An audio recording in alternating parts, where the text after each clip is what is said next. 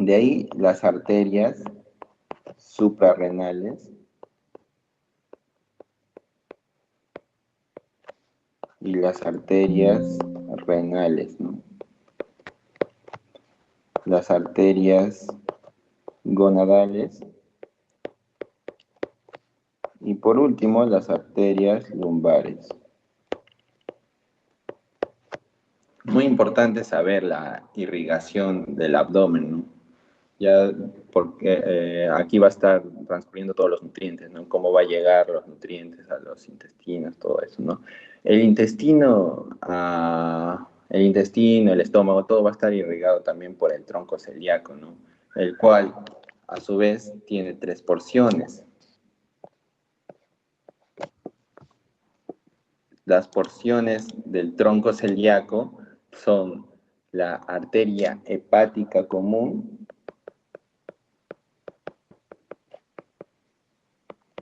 la arteria gástrica izquierda y la arteria esplénica, ¿no? Y es muy preguntado las ramas del tronco celíaco, ¿no? Y hay otra pregunta de que lo hacen más ya los bancos de NAM, el cual ponen diferente nombre a esta arteria, que es la arteria gástrica izquierda. La arteria gástrica izquierda también tiene su epónimo, el cual es arteria coronaria estomática. Arteria coronaria estomáquica.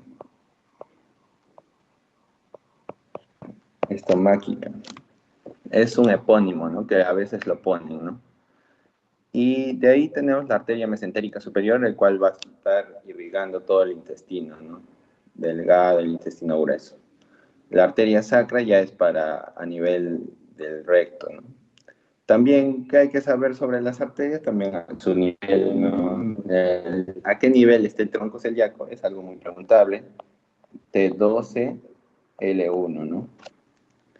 ¿A qué nivel está la arteria mesentérica superior? L1, la arteria mesentérica inferior, L3.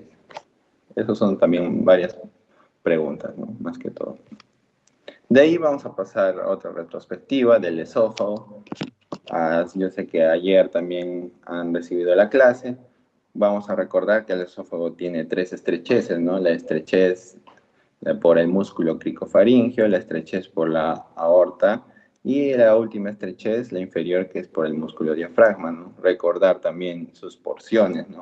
Tiene una porción cervical, torácica y abdominal, ¿no? La porción cervical va a medir de 5 a 6 centímetros, la porción torácica 16 centímetros, la porción abdominal 2 a 3 centímetros. La más larga es la porción torácica, ¿no? De acuerdo a las porciones y a las 3 estrecheces, también se van a dividir histológicamente, ¿no? Bueno, entonces el esófago, su inicio va a ser desde el esfínter esofágico superior, que es desde el músculo cricofaringeo, a nivel de vértebra C6, hasta la unión gastroesofágica, ¿no? Desde el cardias hasta el nivel de T11, ¿no? Entonces el esófago va de C6 hasta T11, ¿no?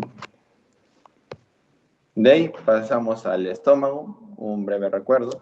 Sus porciones son muy importantes para dividirlo.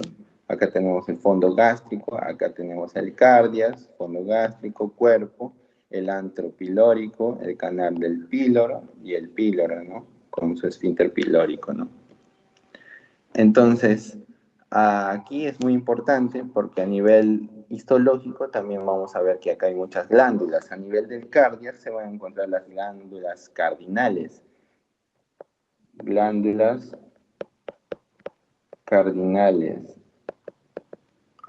el cual son glándulas que producen moco, ¿no? Más que todo. Glándulas que producen moco. De ahí, a nivel del fondo, vamos a tener las glándulas oxínticas.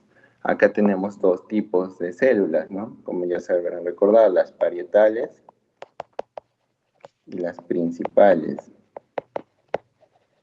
Las parietales también llamadas oxínticas, ¿no? y las principales, llamadas también simógenas.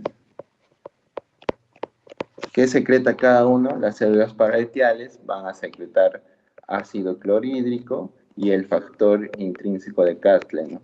¿Para qué nos sirve el factor intrínseco de Castle? Nos sirve para la absorción de B12, ¿no? El cual, ¿dónde se absorbe la B12? Se absorbe a nivel del ilion distal. Ilion distal. Lo que hace el factor intrínseco es acompañar a la B12 hasta que llegue, ¿no?, al duodeno y de ahí al ilion para que recién se absorbe, ¿no? Ahora, si vamos a tener algún daño en estas células parietales que tenemos aquí, no va a haber factor intrínseco, ¿no? Entonces, por ende, no vamos a poder absorber la vitamina B12 y vamos a tener una anemia muy conocida llamada anemia megaloblástica, ¿no? Que acá el subtipo sería anemia perniciosa. Es una anemia el cual nuestro propio cuerpo genera como anticuerpos que hacen daño a estas células, ¿no? Entonces ya no van a poder producir bien el factor intrínseco, por ende la absorción de B12 se va obstruida, ¿no? De ahí tenemos la función de las células principales, la cual secretan pepsinógeno y la lipasa gástrica, ¿no? El cual, como su propio nombre lo dice, ¿no? Pepsinógeno todavía es una enzima no activa, ¿no? La pepsina es la enzima activa. El pepsinógeno con terminación geno es que la enzima todavía no se ha activado, ¿no? Eso es lo que secreta. Y de ahí tenemos las glándulas a nivel del píloro, glándulas a nivel del píloro, pilóricas, las cuales predominan más en la porción pilórica, ¿no? Poseen células G aquí, células G, la cual produce la hormona gastrina. Estas se activan cuando estamos sometidos a estrés más que todo, ¿no? De ahí, acá tenemos en la imagen las fibras musculares, ¿no?, del estómago, porque el estómago es un órgano hueco, ¿no?, en el cual va a tener mucha motilidad para pasar los alimentos, ¿no? Entonces acá vamos a tener fibras musculares, el cual vamos a estar recubriendo al estómago. Y acá hay tres fibras. Acá tenemos las oblicuas internas, las circulares medias y las longitudinales externas, que ya vamos a profundizar a nivel histológico, ¿no?, cuando lo veamos. Pasamos a intestino. Entonces, el intestino, ¿desde dónde hasta dónde va?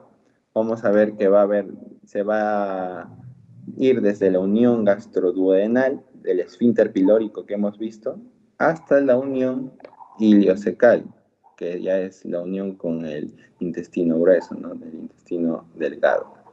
Aquí lo que vemos, vamos a ver las divisiones. El intestino delgado se va a dividir por el duodeno, yeyuno, ilion, y el intestino grueso se va a dividir entre colon y ciego, ¿no? Acá tenemos que el colon se va a dividir colon ascendente, colon transverso, colon descendente y el colon sigmoide, ¿no? Acá el intestino delgado con sus componentes, ¿no? Vamos a empezar por el duodeno. El duodeno va a tener las porciones, que son lo más importante del duodeno, ¿no? Acá tenemos el ligamento hepatoduodenal y las 4 porciones del duodeno se tienen que recordar. La primera porción se va a llamar la primera porción superior, la segunda porción muy importante porque ahí desembocan, ¿no?, algunos conductos pancreáticos, algunos conductos como el accesorio, el de Wilson, el principal también, ¿no? Y la tercera porción, que es la horizontal, y la cuarta porción es la ascendente, ¿no? Y acá, a nivel de la cuarta porción, está el músculo suspensorio del duodeno, ¿no? Y aquí está el duodeno a nivel, ¿desde dónde empieza? Desde la unión gastroduodenal a nivel de L1 y termina en la flexura del duodeno yeyunal en el ángulo de Treis, exactamente. El duodeno inicia desde el esfínter pilórico hasta el ángulo de Treis, ¿no? Las porciones. La primera porción va a medir 5 centímetros, la segunda porción de 8 a 10 centímetros, la tercera porción, que es la transversa, de 7 a 10, y la cuarta porción, la ascendente, de 3 a 4 centímetros, ¿no? Aquí vamos a ver algunas de sus características a nivel de la mucosa. La primera porción, también llamada bulbo duodenal, es lisa. La segunda porción, acá ya aparecen pliegues convinentes, las válvulas de Kernig, también se llaman, los cuales van aumentando en tamaño y cantidad hacia el yeyuno, ¿no? Van aumentando estas válvulas, ¿no? En la cara posterior medial de esta porción se localiza la papila o carúncula, también llamada, esto acuérdense, papila o carúncula, le llaman también, es un epónimo. Tenemos dos papilas, la papila mayor y la papila menor. La papila mayor, acá desemboca el conducto del colédoco, ¿no? Y el páncreas. Y la papila menor desemboca el conducto de Wilson, ¿no? Que es la pancreática accesoria. De ahí tenemos las relaciones anatómicas de la primera porción del bulbo duodenal. En la parte anterior tenemos la cavidad peritoneal, el hígado con su lóbulo cuadrado, que es para atrás, ¿no? La vesícula biliar también, que está atrás, ¿no? Y posteriormente a la arteria gastrodenal, el colédoco, a superior el hiato epicloico o de Winslow, inferior la cabeza del páncreas, ¿no? La cabeza del páncreas. Ya, acá estamos en la segunda porción. Acá vemos las papilas, la papila menor o carúncula y la papila mayor. Aquí desembocan los conductos, como hemos dicho. En la papila menor va a desembocar el conducto pancreático accesorio. En la papila mayor va a desembocar el conducto del colédoco y del páncreas, ¿no? De ahí tenemos aquí algunas relaciones de la segunda porción del duodeno, también muy preguntado, como ahí desembocan lo que es estos conductos muy importantes, el cual extraen enzimas para la digestión, ¿no? Entonces se requiere saber sus relaciones anatómicas, ¿no? Anteriormente está cubierto por la cavidad peritoneal y el mesocolon transverso, ¿no? Posterior está el riñón derecho, el pedículo renal derecho, ¿no? Y medial, ahí tenemos a la cabeza del páncreas, que está recubriendo prácticamente la segunda porción del duodeno, ¿no? El colédoco por arriba, el conducto pancreático principal de Wilson o el accesorio, ¿no? Que es el santorio. De ahí pasamos a la tercera porción, la cual es la transversa. Acá las relaciones anatómicas anteriormente van a estar los vasos mesentéricos superiores, el mesenterio, posteriormente va a estar la vena cava inferior, la arteria aorta, la vértebra L3, ¿no? Posterior va a estar el proceso uncinado del páncreas e inferior el yeyuno, ¿no? De acá vamos a pasar a lo que es yeyuno e ilion. Acá es muy importante que hemos dicho que las válvulas o pliegues también de Kerckring se van a ir aumentando, ¿no? Desde la segunda porción. Estos son los pliegues convinentes de Kernig. Van aumentando hasta el yeyuno, ¿no? Alcanzan su mayor tamaño, ¿en dónde? En el yeyuno. Estas válvulas de Kernig o los pliegues coniventes alcanzan su mayor tamaño y mayor cantidad a nivel del yeyuno. Acá aparecen ya las placas linfáticas de Peyer, porque acá esto ya es, histológicamente acá ya hay linfocitos, ¿no? Entonces, a nivel del ilion, también van desapareciendo ya aquí estas válvulas de Kerckring, ¿no? Van desapareciendo, se vuelve más liso, ¿no? Y aparecen las pláculas linfáticas de Peyer, alcanza su mayor tamaño y cantidad también, ¿no? Se vuelve más liso, ya no hay estos pliegues, ¿no? De ahí a nivel histológico, bueno, diferenciarlos, yeyuno e ilion, en la mucosa los dos van a tener vasos sanguíneos, también van a tener linfáticos. En submuscular, a nivel del estómago, solo vamos a tener dos, ¿no? En el estómago teníamos tres capas, ¿no? En la muscular, aquí en yeyuno e ilion, solo tenemos circular interna, longitudinal externa.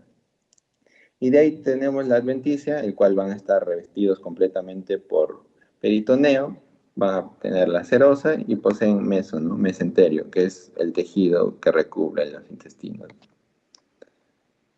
De ahí, acá a nivel de la vascularización, vamos a ver que están irrigadas por las arterias de su propio nombre, arterias yeyunales, que son de 4 a 6, arterias iliales, de 9 a 13, ¿no?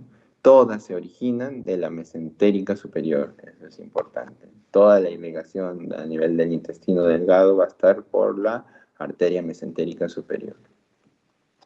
De ahí, otra pregunta que es muy frecuente es las diferencias entre el yeyuno e ilion, ¿no? La posición de asas, que predominantemente son verticales, en el ilion son horizontales, ¿no? La longitud, cuál es el que es más largo, ¿no? A nivel de esto, del intestino, ¿no? El más largo va a ser el ilion, ¿no? Y de ahí también su diámetro, de 3,54 es el yeyuno y el diámetro del ilion es de 2,5 a 3, ¿no? El grosor de la pared es más gruesa, ¿no? Las válvulas de Kerning, en donde alcanzan su mayor tamaño, hemos dicho, a nivel del yeyuno. Y en donde ya hay escasos válvulas de Kerning, en el ilion, ¿no? De las placas de Peyer, donde va a haber más y más numerosas a nivel del ilion. Y van a estar pequeñas y escasas a nivel del yeyuno, ¿no? El color también, el color es más rosado en el yeyuno y el ilion es blanco anacarado, ¿no? Las arterias son de mayor longitud en el yeyuno y en el ilion va a ser de menor longitud, ¿no? También, ¿dónde va a tener más arcos de arterias? Van a ser en el ilion, ¿no? Va a haber más arcos de arterias. Se van a formar estos arquitos para la irrigación, ¿no? A nivel del ilion van a haber más arcos, de primero, segundo, tercero hasta cuarto orden, ¿no? De ahí pasamos a intestino grueso. El intestino grueso va a empezar desde la unión iliocecal, que también se llama una válvula de Bowing, válvula de Bowing, el cual es la unión, ¿no? Del ilion con el colon, ¿no? Más que todo. Y el término del intestino grueso es a nivel de la flexura sigmoidea. Sigmoidea. A nivel de la vértebra S3. La longitud del intestino grueso es de 1,2 a 1,5 metros, ¿no? El ciego va a medir 6 centímetros, el colon ascendente 15 centímetros, colon transverso es el más largo, 50 centímetros, el colon descendente 25 centímetros y el colon sigmoides, que ahí se ve como que estrecho, pero es más largo, 50 centímetros también, ¿no? De ahí vamos a ver que el colon va a ser una víscera tubular larga, ¿no? Abollada de naturaleza fibromuscular, ¿no? Entonces, ¿cuál va a ser la función principal del colon? Va a ser la formación de las heces, ¿no? Formación de las heces, absorción de los líquidos, ¿no? Y sobre su superficie se van a observar tenias, estas cintillas. Estos se van a llamar tenias, ¿no? El cual estas tenias o cintillas van a ser la formación de fibras musculares longitudinales, el cual son tres fibras musculares longitudinales.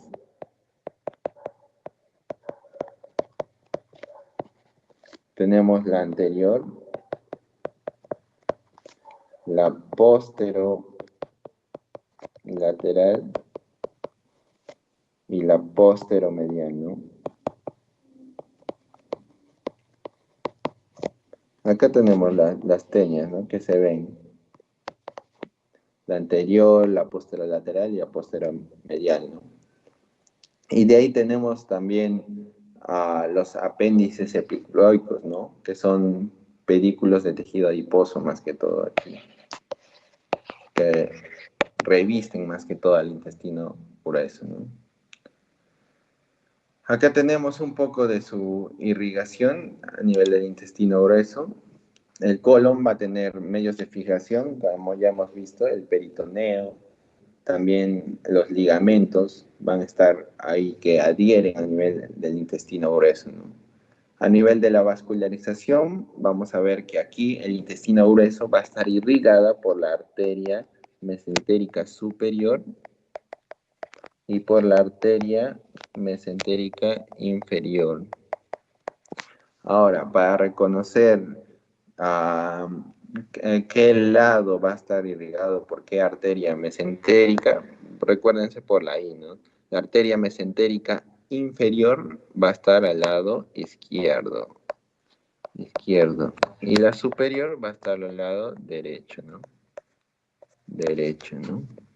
Entonces, acá tenemos la arteria mesentérica superior, va a dar ramas, arteria mesentérica superior. Va a dar ramas a nivel del lado derecho, ¿no? Tenemos la arteria cólica media, acá, que está irrigando la parte transversa, ¿no? El colon, de ahí tenemos la arteria cólica derecha y la arteria ileocólica. Acá está, a nivel del ilio, ¿no? Y el colon. Su propio nombre te lo dice, arteria ileocólica, ¿no? Entonces ahí tienes las ramas de la mesentérica superior, ¿no? A nivel de la irrigación del colon. Y la arteria mesentérica inferior también va a dar ramas, el cual tienes la arteria cólica izquierda, de ahí tienes la arteria sigmoidea, y la arteria, por último, rectal superior, ¿no? Rectal superior. Esas son las arterias de la mesentérica inferior, ¿no? Ahí vemos, ¿no? Los arcos también que se forman. Estos arcos sanguíneos que se forman se llama el arco de Drummond, también lo llaman, ¿no? Estos arcos que se forman de irrigación, el arco de Drummond, como se ve aquí. Lo forman todas la arteria mesentérica superior como la arteria mesentérica inferior. Pasamos al ciego.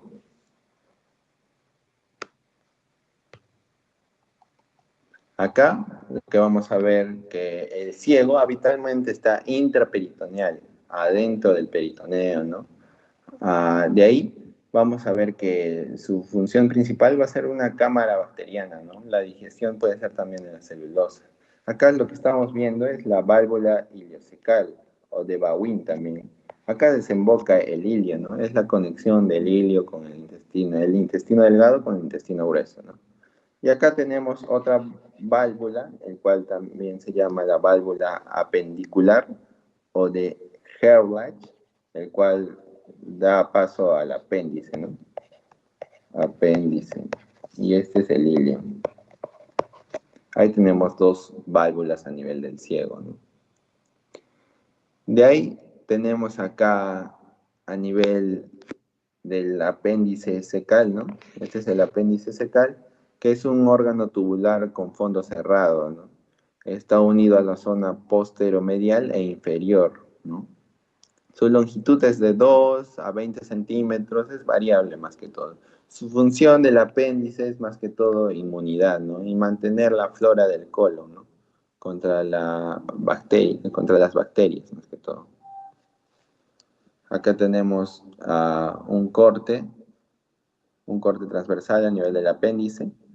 Entonces, este es el apéndice secal o también llamado vermicular. La mucosa va a estar constituida por epitelio simple cilíndrico, presenta criptas de Lieberkühn, membranas transportadoras de antígenos, MAL, que es un tejido linfoide, ¿no? La submucosa va a poseer numerosos nódulos linfáticos. Estos nódulos linfáticos van a ir desapareciendo al paso de que crezcamos, ¿no? A los 10 años, estos nódulos linfáticos, o también llamados tonsillas de Raux, están bien desarrollados y ya con el paso del tiempo van a ir perdiendo esa función que tenía, ¿no? Nuestro apéndice, que es la función inmunitaria, ¿no?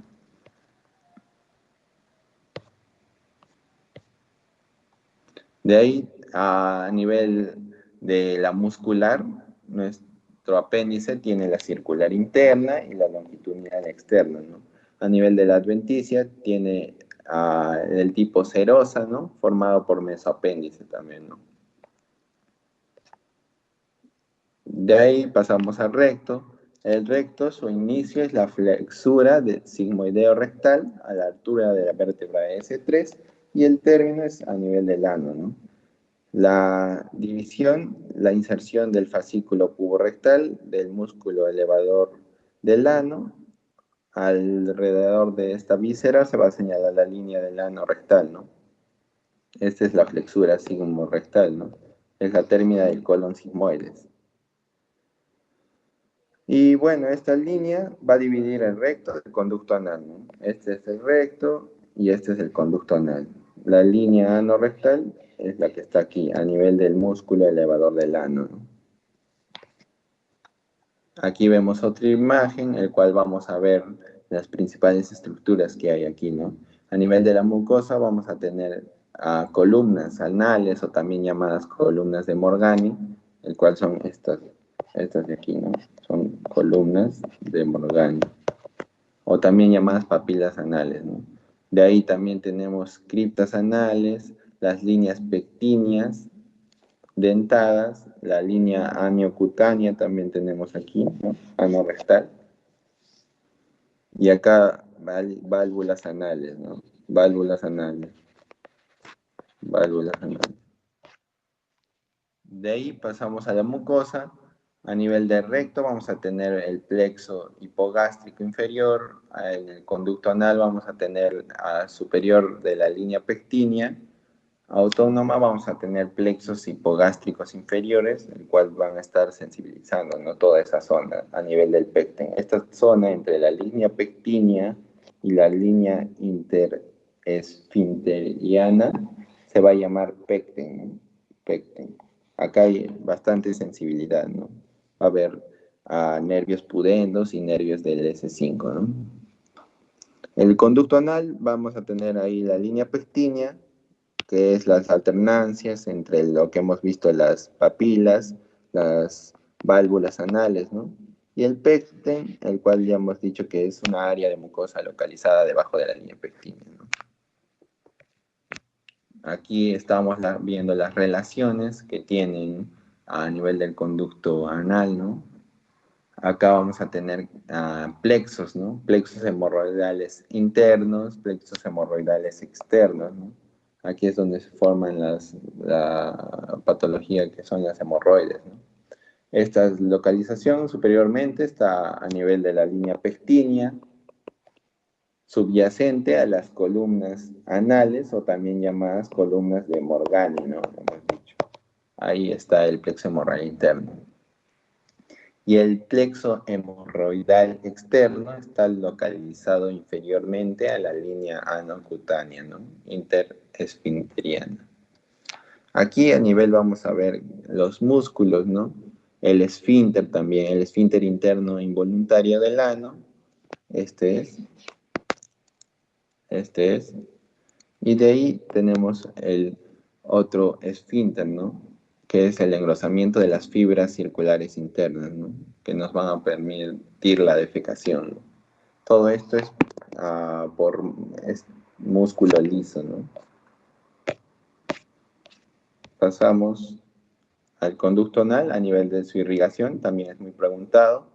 Acá tenemos la arteria rectal superior, que es la rama de la mesentérica inferior, las arterias rectales medias, ramas de las arterias ilíacas internas, y la arteria rectal inferior o anales, que es rama de las arterias pudendales internas. Vemos que las tres arterias que irrigan a nivel del conducto anal son de diferente origen, ¿no? La superior va a ser de la mesentérica inferior, la media de la ilíaca interna y la inferior de la arteria pudenda, ¿no? Pasamos a glándulas anexas. Aquí vamos a tener el hígado, que se va a dividir en lóbulos, lóbulo derecho, principalmente lóbulo izquierdo.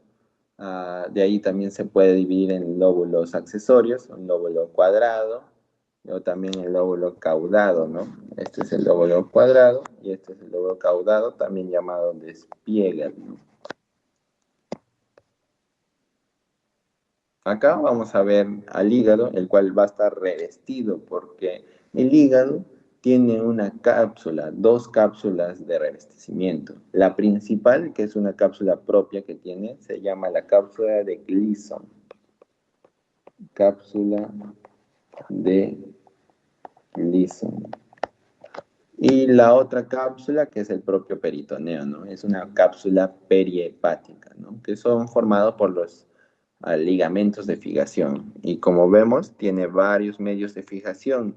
El hígado tiene los ligamentos coronarios y ligamentos triangulares, ¿no? Los ligamentos coronarios se dividen en anterior derecho, anterior izquierdo, posterior derecho y posterior izquierdo. Los ligamentos triangulares, triangular derecho, triangular izquierdo. De ahí tenemos al más grande, que es el ligamento que divide, ¿no? El lóbulo derecho del lóbulo izquierdo. El ligamento falciforme. Y al finalizar, el ligamento redondo, ¿no? Ahí tenemos los ligamentos. De ahí hay una división funcional, el cual lo divide por segmentos hepáticos, lo divide por 8 segmentos. El segmento 1, vamos a denominar al lóbulo caudado, también llamado despliegue, ¿no? El segmento 2, 3 y 4 en el hemihígado izquierdo y el segmento 5, 6, 7 y 8 van a estar en el hígado derecho, ¿no? Más que todo. Ahora estos segmentos van a recibir, ¿no? Irrigación de ambas ramas portales, tanto derecha e izquierda, y van a drenar aquí directamente en las venas cavas inferiores, ¿no? Acá tenemos la división funcional, los segmentos hepáticos, recordemos que eran 8. Acá el segmento 1, que es el lóbulo caudado, despliegue el también llamado, ¿no? Y recordemos que a nivel derecho están desde el 5 hasta el 8, a nivel izquierdo está el 2, el 3 y el 4, ¿no? Acá vamos a ver los segmentos hepáticos a nivel del drenaje, ¿no? La vena porta, al ingresar al hilio hepático, se va a dividir en dos ramas, la rama porta derecha, la rama porta izquierda, ¿no? Entonces, ambas dan inicialmente una rama para el lóbulo caudado, ¿no? Que es la despliegue de estas ramas, ¿ve? La rama despliega, ¿no? De ahí, estas venas van a drenar todas hacia la vena cava inferior, ¿no?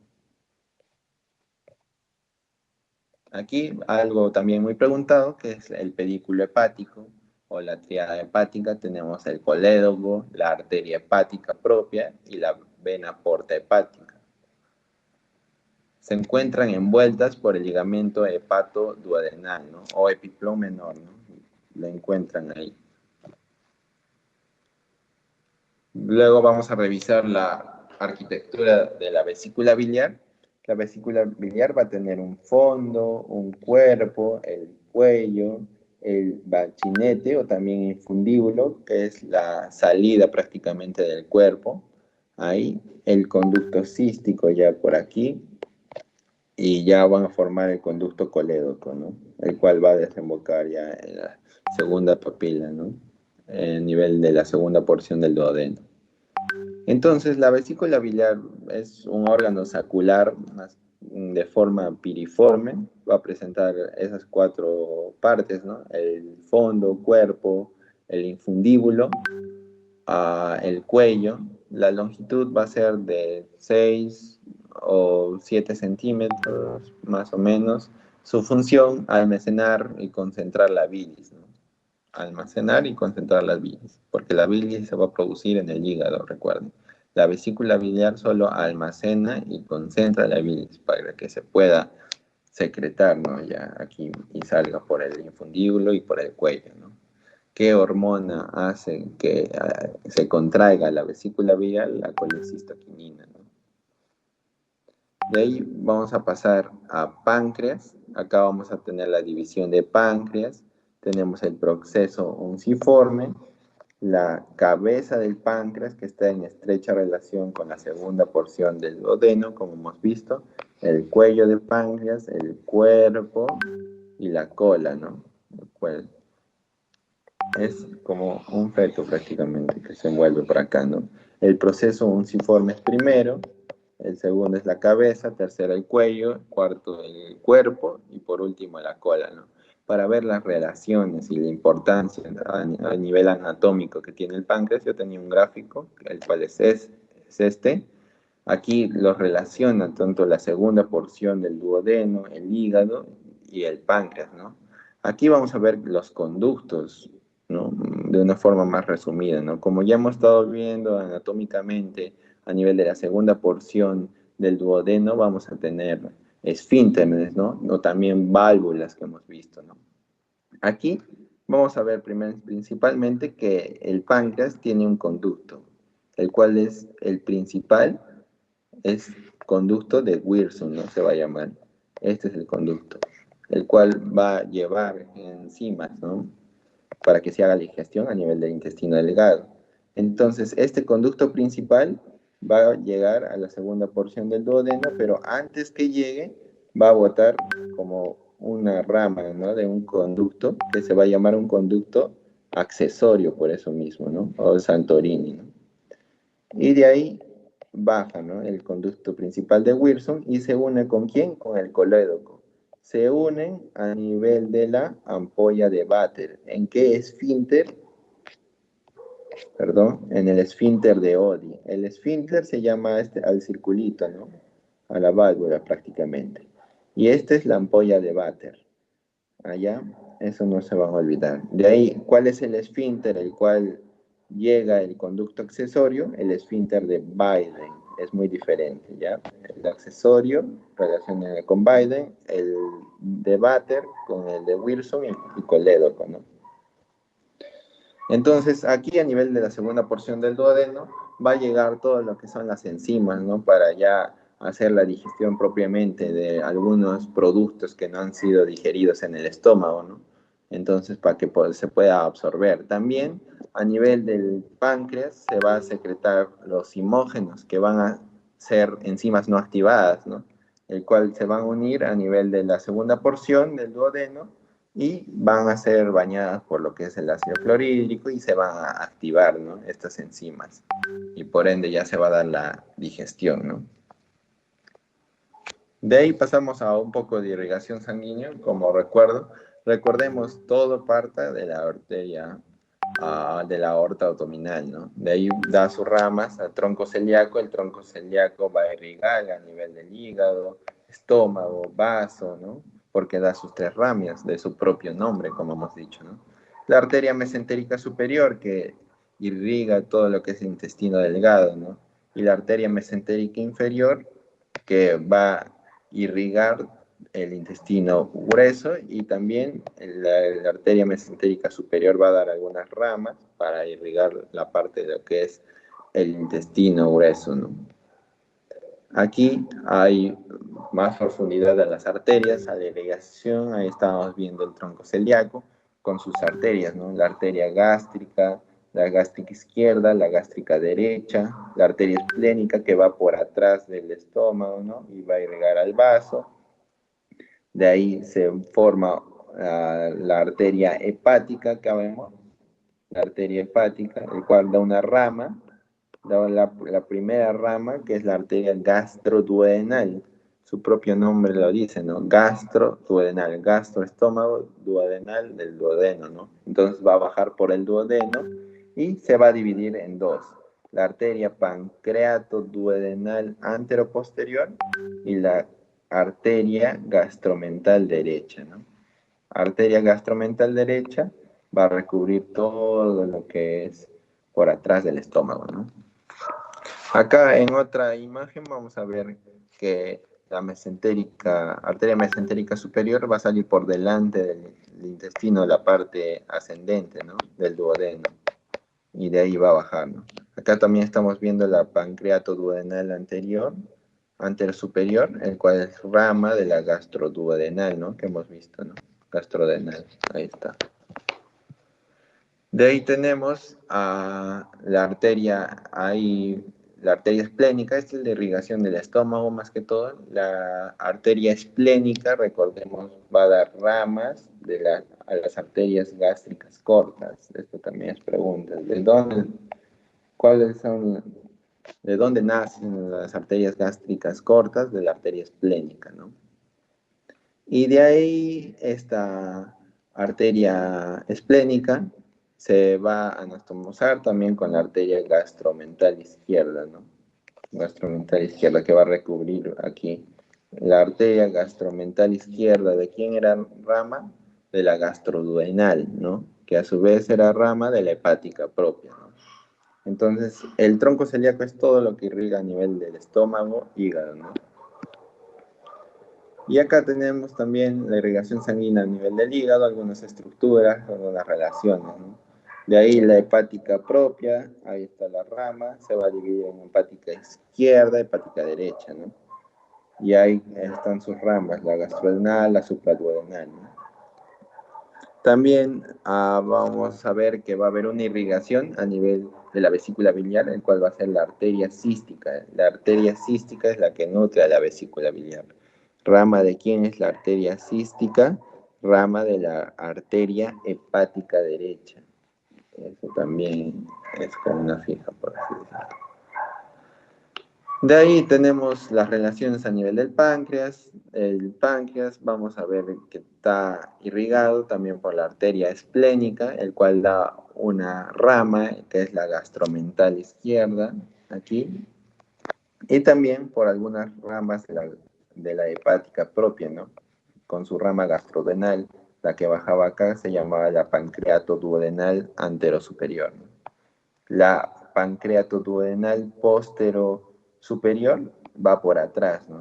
Por atrás y superiormente. Es igual, es como si envolvería, ¿no? La gastroduodenal da dos ramas, el cual es la pancreatoduodenal superior y anterior, ¿no? Envolviendo el páncreas. De ahí ya hemos dicho aquí, a nivel del intestino grueso, ¿no? Hemos dicho, arteria mesentérica inferior, vamos a pensar todo el lado izquierdo, la arteria mesentérica superior, lado derecho, ¿no? Y ahí con sus ramas, ¿no? La arteria mesentérica superior tiene la arteria cólica media, arterias rectales, ahí tenemos la arteria iliocólica, ¿no? Y las ramas de la arteria mesentérica inferior, la arteria cólica izquierda, la arteria marginal y las arterias rectas y sigmoideas, ¿no? Acá, arterias sigmoideas. En drenaje venoso, vamos a ver que acá va a ser el drenaje venoso de abdomen, pelvis y perineo, ¿no? Vamos a empezar desde aquí. Las venas, acá tenemos las venas ilíacas internas. Por ende, estas son las venas ilíacas, ¿no? Ilíacas, las más grandes, ¿no? Ilíaca común. De ahí van a drenar a lo que son las venas. Aquí tenemos las venas lumbar ascendente, el cual siguen drenando a lo que es la vena cava inferior, ¿no? Vena cava inferior sube, recibe su drenaje de las venas lumbares también, venas venas lumbares, y acá vemos como un animalito, ¿no? Como un perrito, me sabe decir mi doctor, porque acá tiene la cabeza, sus dos patitas, sus dos piernas y su colita, ¿no? Entonces, Esta, la que es acá el cuerpo, es la vena esplénica. Esplénica. De aquí tenemos a la vena mesentérica, mesentérica inferior. Y adelante tenemos a la vena mesentérica superior. Se van a anastomosar para formar la vena porta, ¿no? La gran famosa vena porta. Vena porta. Entonces, el conjunto de qué venas dan la vena porta, la vena esplénica, la vena mesentérica superior, ¿no? Porque estamos viendo que la vena mesentérica inferior, ¿en dónde está drenando? Drena en la esplénica. Uy, se me fue la batería. En la esplénica, ¿no? Estamos viendo ahí que la vena mesentérica inferior está drenando a nivel de la vena esplénica, ¿no? ¿Y quiénes son los que forman la vena porta? La vena esplénica y el mesentérica superior. Aquí está, ¿no? De ahí se forma la vena porta, se va a drenar todo el sistema porta hepático y todo va a drenar a la vena cava inferior, ¿no? Que es ya acá arriba, ¿no? Y ya va directo al corazón. De ahí vamos a pasar a lo que es histología, y no hay mejor gráfico que este, ¿no? Para explicar la histología. Este es sacado del libro del Kieserbach, si no me equivoco, a cual te explica bien detallado, ¿no? Cada imagen, cada estructura que tiene a nivel del sistema digestivo.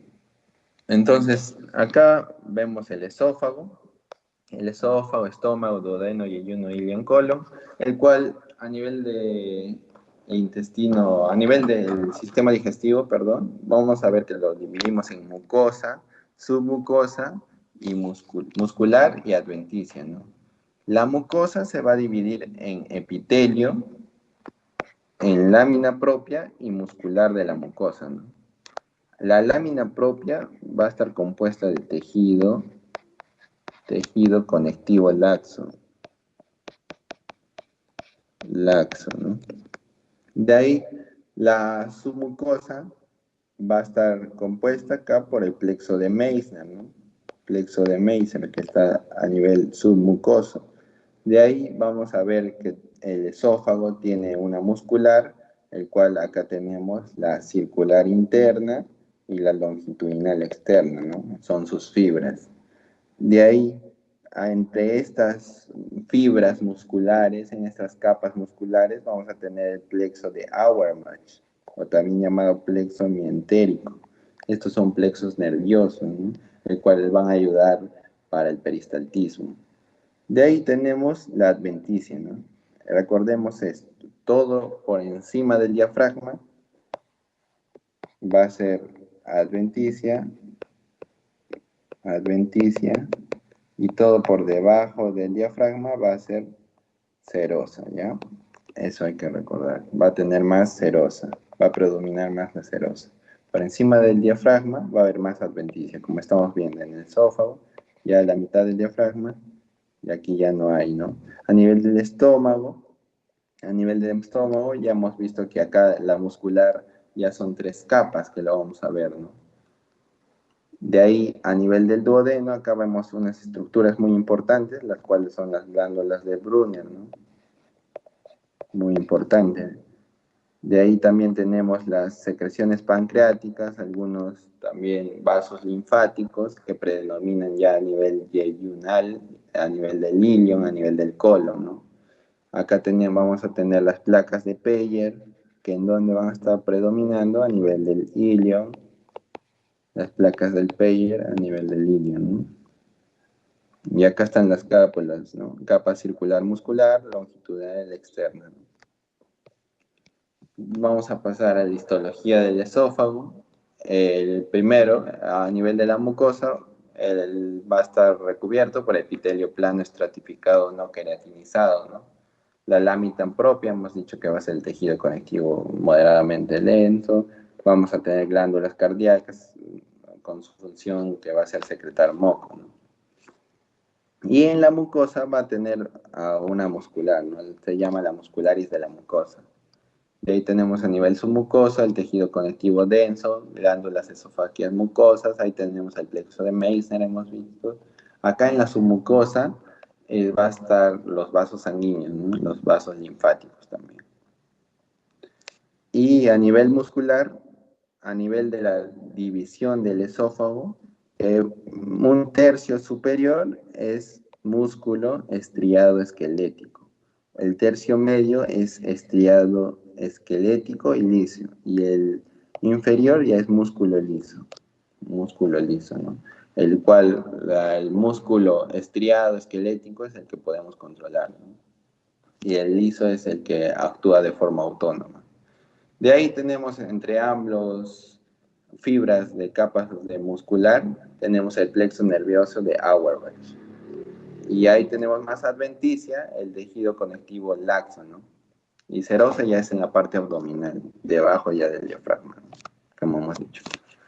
Aquí vemos el esófago, el cual tenemos el epitelio plano, estratificado, no queratinizado, recuerden, no queratinizado porque todavía se ven las células, aquí vemos un poco de las células bien marcadas. Esto es a nivel de la mucosa muscular, de la muscular de la mucosa, que es músculo liso, ¿no? Y esta es la lámina propia, lámina propia. De ahí tenemos un punto importante, ¿no? Que es la unión gastroesofágica. Aquí hay un cambio abrupto que hemos visto que desde el esófago teníamos un epitelio plano no queratinizado, va a cambiar a lo que es un cilíndrico simple, ¿no? Acá es lo que vemos el cambio. Vemos el estratificado simple, acá vemos el cilíndrico más que todo, ¿no? Entonces, este cambio sirve demasiado porque aquí lo que va a ser estas glándulas, estas células también que tenemos aquí, a nivel del estómago, ya para el paso. Esta unión gastroesofágica es a nivel del cardio, como hemos visto del estómago, ¿no? Va a ser muy importante porque estas células van a secretar más moco, ¿no? Secretar más moco. Ahí hay células calciformes, ¿no? El cual van a poder soportar el ácido clorhídrico, ¿no? Por eso es el cambio abrupto, ¿no? Porque, ¿qué pasaría si, digamos, estas células se convierten en cilíndricas, ¿no? Cilíndricas. Esto se va a llamar esófago de Barrett.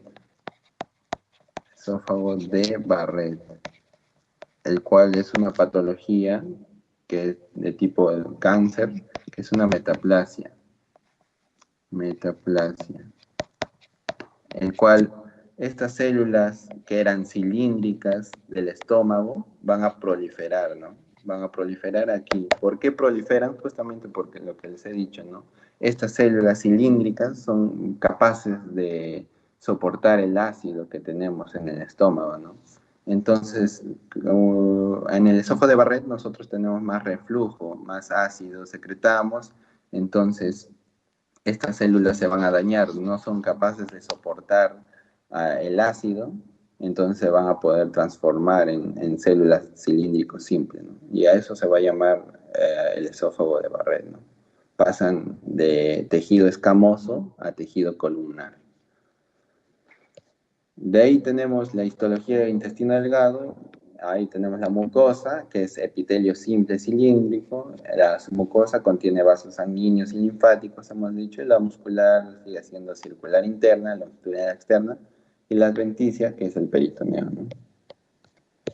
De ahí tenemos el estómago, aquí hemos dicho que vamos a tener tres fibras, la longitudinal externa, la circular media y la oblicua interna, ¿no? Esta es la longitudinal externa, esta es la circular media y esta es la oblicua interna, ¿no? Acá también se ve longitudinal externa, circular media y la oblicua, ¿no? Oblicua ya es más interna. Tiene tres capas a nivel del estómago, ¿no? Es el único que la tiene tres capas, ¿no? A nivel de la mucosa, es epitelio cilíndrico simple, como hemos visto. Acá va a haber glándulas gástricas, son glándulas tubulares que se van a clasificar según su ubicación. Pueden ser glándulas cardíacas, como hemos visto, pilóricas, y ya hemos visto su función, ¿no?, de cada uno. De ahí tenemos acá una vista de las células del fondo, también tenemos. Acá tenemos dos células muy importantes, ¿no?, que ya lo hemos visto y ya hemos visto su función también, ¿no?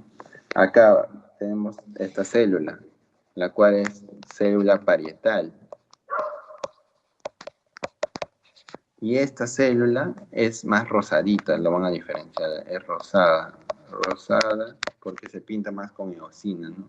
Es más superficial. En cambio, estas células, tipo moraditas, lo encontramos más profundo, ¿no? Acá estas son las principales. Las vemos más profundo, un corte más profundo. Las células principales ya hemos visto que se van a encargar de la secreción de la pepsinógeno, ¿no? Y las células parietales van a secretar lo que es el ácido clorhídrico y el factor intrínseco de Kastler, ¿no? A nivel del intestino delgado, vamos a tener que en la mucosa vamos a tener estos pliegues o válvulas de Kerpring, ¿no?, que hemos visto, que son más predominantes ya a nivel del yeyuno, ¿no? Y vamos a tener vellosidades intestinales, glándulas o criptas del Lieberkühn, que también van a ser más predominantes ya a nivel del ilion. A nivel del ilion, de ahí tenemos microvellosidades que envaginan el dominio apical del enterocito. Estas son como encurvadas, ¿no? Como encurvadas son a nivel de los enterocitos, son las vellosidades, ¿no? De ahí tenemos el intestino grueso, el cual vamos a tener acá las placas de Peyer, que va a haber linfocitos, va a haber predominantemente linfocitos que se van a encargar de la defensa, ¿no? El intestino grueso va a ser un epitelio cilíndrico simple con microvellosidades, ¿no? Con microvellosidades, las glándulas intestinales van a ser más largas, va a haber más producción de moco para la formación de heces, va a haber por eso de más células calciformes, mayor cantidad de nódulos linfáticos y pocas células enteroendocrinas, ¿no? Porque todos esos están en el intestino delgado, las células enteroendocrinas. A nivel de la mucosa tenemos el tejido conectivo laxo y el plexo de la acción. Muscular tenemos la circular interna completa y la longitudinal externa, el cual forma las tres bandas, ¿no? Tres bandas, o también llamadas tenias, ¿se acuerdan? Que hemos visto a nivel anatómico. ¿Quién forma las tres tenias? La longitudinal externa, ¿no? La capa longitudinal externa de la muscular, ¿no? Y por último, acá tenemos el apéndice. Acá vemos los nódulos linfáticos en una etapa temprana. Estamos viendo que a los 10 años presenta más función inmunitaria, ¿no?, el apéndice en una etapa temprana. Los nódulos linfáticos están más predominantes, ¿no?, en los 10 años. Y ya cuando pasa el tiempo hay una degeneración de estos nódulos, ¿no? Estos nódulos van disminuyendo con la edad. Y bueno, eso es todo por el día de hoy. Creo que hay un quiz, si me confirma la María. Sí, gracias Álvaro por la ponencia.